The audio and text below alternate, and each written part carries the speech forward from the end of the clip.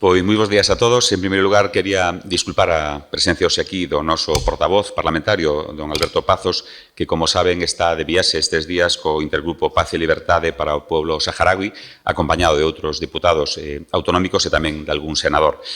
Tamén, por suposto, cos responsables do proxecto, o programa Vacaciones en Paz, que nestes días pois traerá novamente a Galicia un número importante de rapaces, bueno, pois para poder disfrutar desas vacacións xa tan clásicas en Galicia, non? Bueno, decía moi bons días a todos e gracias por asistir a esta rolda de prensa que dende o Grupo Parlamentario Popular queremos insistir en dous temas que nos preocupan neste momento, non? Por unha banda, a mellora das infraestructuras viarias de titularidade estatal,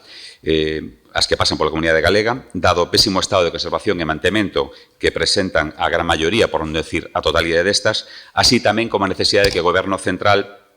avance na planificación de infraestructuras vitais, neste caso, para que Galicia se desenvolva e non quede rezagada respecto de outros territorios nacionales. Diante desta situación, o Grupo Popular defenderá no pleno da vindeira semana unha proposición non de lei a través da que solicitamos ao Goberno de España un compromiso real e efectivo para a construción desas infraestructuras viarias vitais. Estamos a falar de novas autovías fundamentais para a conexión por estrada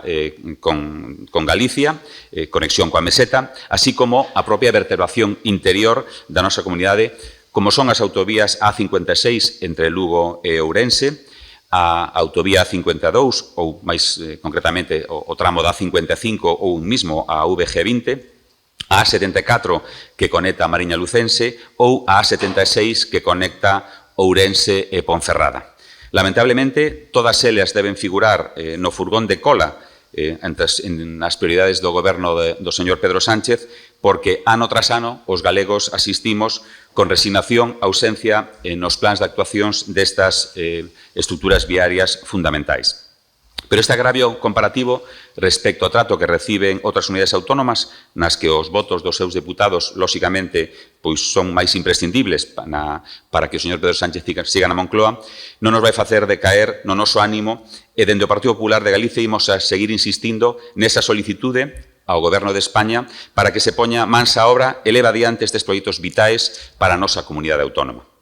Tanto, como decía, na mellora das nosas conexións viarias e interiores coa meseta, como tamén o desenvolvemento da nosa industria, da nosa economía, tan necesaria dunhas conexións por estrada para facilitar que os nosos produtos podan estar accesibles no resto do Estado e tamén na Unión Europea. Pero non debemos centrarnos únicamente, como decía, na necesidade de construcción de novas autovías, porque tamén é imprescindible que se preste atención ás infraestructuras existentes,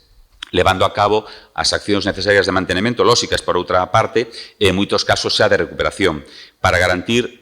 non solamente que se poden utilizar, sino un tránsito seguro e cómodo polas mesmas. Neste caso podemos citar, en primeiro lugar, o penoso estado no que se atopan os accesos de Galicia á meseta, sexa por onde sexa, polo sur, polo norte ou por calquera parte. Así, por exemplo, no caso da A8, que conecta Galicia con Asturias, seguimos todavía hoxe a espera de que o Ministerio de Transportes adopte unha solución definitiva para cando esta vía ten que ser cortada por néboa, cando esta aparece nos cumios de Mondoñedo ou Abudín. Pero é que o que resulta máis preocupante é que cando esa vía ten néboa e hai que recurrir á vía alternativa, esta sexa a Nacional 634,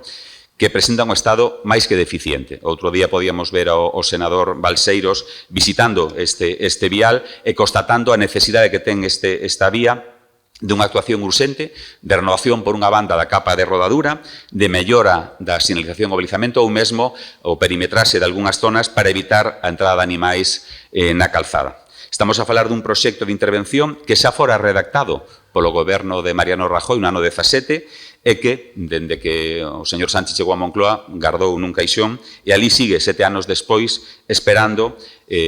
poder ser rescatado e facendo, polo tanto, caso omiso a reclamacións realizadas por distintas institucións, entre elas este Parlamento de Galicia. E que imos decir do estado que se atopa outra das autovías importantes, como é a 6, non? Tanto a que discurre polo norte como a súa variante a 52 que baixa a Rías Baixas, sobre todo nos tramos galegos, ou especialmente nos tramos galegos, máis propio de estradas tercermundistas que de estradas do século XXI. Eu tuve unha ocasión a semana pasada de visitar e estar na zona da A52, como decía, e puden comprobar como non decenas, sino casi centos de kilómetros hai que facelos por un único carril, porque o estado, como digo, é lamentable, con risco permanente de pinchar unha roda ou de cousas peores. De pouco sirve que o Ministerio de Transportes teña recoñecido ese mal estado, e que o ten feito, froito dese abandono que sufriron durante tanto tempo,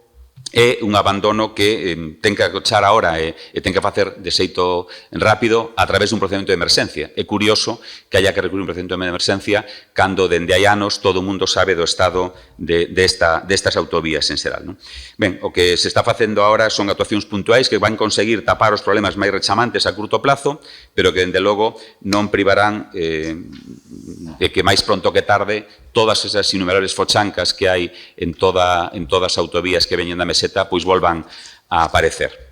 Porque o que realmente precisan estas autovías é un recondicionamento integral do firme, para o que fai falta, pois, primeiro, vontade, en segundo lugar, un orzamento que, lamentablemente, o goberno do señor Pedro Sánchez non ten previsto para Galicia. E xa para rematar, e quedar a vosa disposición para responder as preguntas que sedes oportuno, quero facer unha mención expresa á estrada AP9, non? Máis que nada pola importancia que ten para as comunicacións internas na comunidade galega e pola situación na que se atopa neste momento. Sabido é que o Congreso aprobou a toma en consideración da proposición de lei remitida por este Parlamento galego, solicitando tanto a transferencia da AP9 de Galicia, pero que a día de hoxe a verdade é que medra a nosa desconfianza sobre as verdadeiras intencións do goberno do señor Pedro Sánchez con esta autopista. Todo parece apuntar, vistas as declaracións realizadas polo ministro de Transportes, que o goberno de Pedro Sánchez vai negar tanto a transferencia como a gratuidade das peaxes desta autopista por motivos económicos, fundamentalmente. E máis, dende que comprobamos que cada vez que o señor Puente fala sube o precio da transferencia e da concesión, pois o precio comezou, como recordarán vostedes, sendo unha cifra entre 1.260 millóns e 2.600 millóns de euros para esa transferencia, pasou despois a alcanzar os 4.000 millóns de euros para rescatar a concesión e a última cifra facilitada polo Ministerio de Transportes ascende a 6.000 millóns de euros para esa concesión. Bueno, supoño que isto ten que ver con o descoñecemento que ten o Ministerio desta vía, que recordo inicialmente etiquetou como transfronteriza, non unha primeira, cando falaba dos 4.000 millóns decía que era unha infraestructura transfronteriza, logo tuvo que darse conta de que a AP9 non chega a fronteira, senón que remata pois uns kilómetros antes de Tui. Insisto, supoño que este descoñecemento é o que leva pois a non saber de entrada nin siquiera canto costaría facer esa transferencia. Como se ve, son cifras que se van incrementando segundo aumentan as incongruencias e as contradicións dos dirixentes socialistas respecto á AP9. Dende o Grupo Popular, nunca nos cansaremos de pedir rigor ao goberno de Pedro Sánchez á hora de afrontar esa transferencia, tanto a transferencia como a gratuidade da AP9 máxima,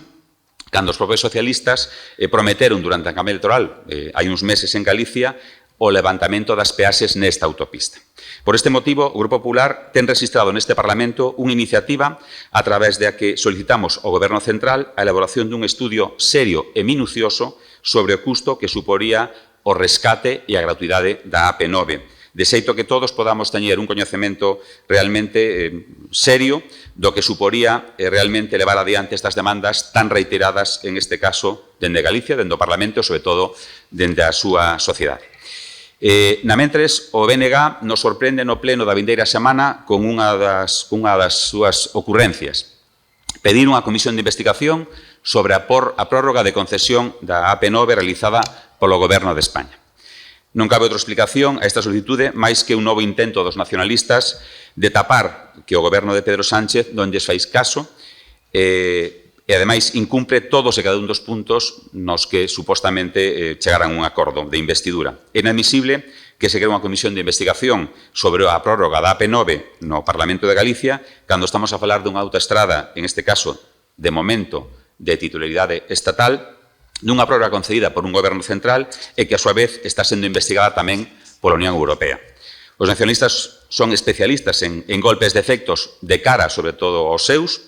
co único objetivo de tapar a súa sumisión ao goberno de Pedro Sánchez, buscando sempre lavar a imaxe dun goberno socialista que despreza Galicia e que utiliza aos nacionalistas galegos para o único que lle interesa, que é o seu voto para seguir na Moncloa. Con todo o dito, é comprensible a preocupación do Goberno do Partido Popular, do Grupo Popular, pola situación destas estradas de titularidade estatal en Galicia que decíamos, polo que pedimos unha actuación urxente ao Goberno Central, tanto na construción desas novas autovías comprometidas que citaba anteriormente, como tamén, estamos agora en período estival, moita xente, moitos galegos e moitas galegas, sobre todo moitos galegos no exterior, retornan a Galicia estes días, insisto, por esa situación dos firmes, das estructuras, das vías de comunicación, sobre todo coa meseta,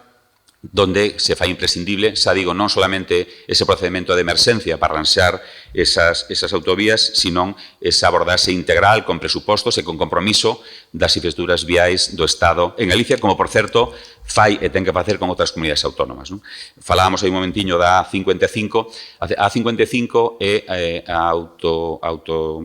autovía de España que concentra maior número de accidentes. Concretamente, hai un punto, kilómetro 12, na entrada a Vigo, que concentra o 80% dos accidentes en toda esta zona, unha zona onde teño que recordar que a velocidade está limitada a 60 km por hora, é o punto de Galicia onde se poñen máis multas, iso sí, para eso sí que estamos rápidos. Falamos de 120 multas diarias nun punto kilométrico concreto, que son 40.000 multas ao ano, insisto, nunha autovía que non é de recibo en ningún lugar de España e, por suposto, en ningún lugar de Galicia, e non é, como digo, de recibo que sigamos a ter, por falta de infraestructuras alternativas, insisto, dende hai moitos anos, pois a situación que temos das infraestructuras viarias en Galicia. Por iso, insisto, nos queremos neste vindeiro pleno insistir moito nesa situación e transmitirlle ao Goberno Central a necesidade de que aborde o mantenimento das actuais e que tamén aborde dunha vez por todas esa planificación das alternativas que, insisto, levan moitos anos encima da mesa. Por non máis nada, por suposto, queda a vosa disposición para o que queredes preguntar.